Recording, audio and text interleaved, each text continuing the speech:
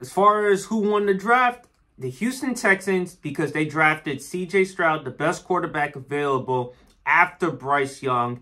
And then they traded up in the draft to get the best player in the draft, in my opinion, in Will Anderson.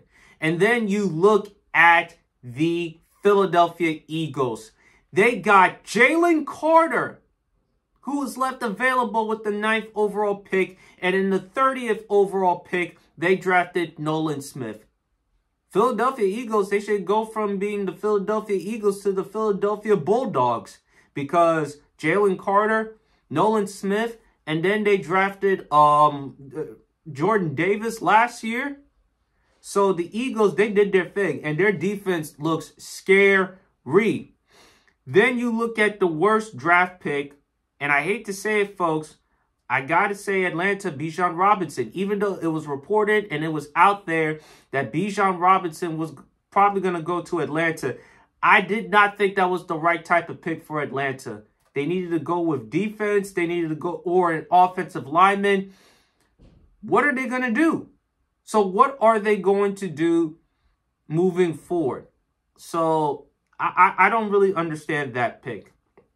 Anthony Richardson, Florida. Yeah, the Colts, to me, they were going to draft a quarterback because last year they tried with Matt Ryan, didn't turn out well.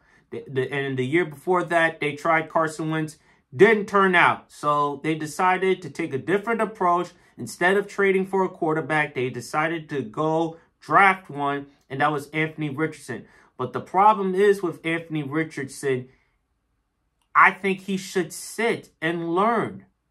And Gardner Minshew is the quarterback. So chances are, it seems to me, Anthony Richardson is going to start. And I just think it's a really difficult situation for Anthony Richardson.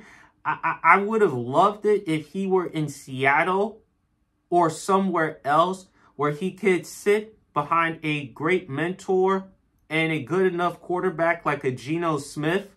That's the type of situation I would like to see Anthony Richardson in. But, hey, the Colts, they decided, no, we got to get a quarterback because Anthony Richardson, the tremendous talent and upside and potential, we can't pass out on that. So I think, to me, Houston and Philly, they won the draft as far as with the best draft picks because Houston, they get C.J. Stroud, and they traded up in the draft to get the best player in the draft in Will Anderson. As for the Eagles, they didn't have to move up. They waited and waited to get Jalen Carter, and then they also get Nolan Smith.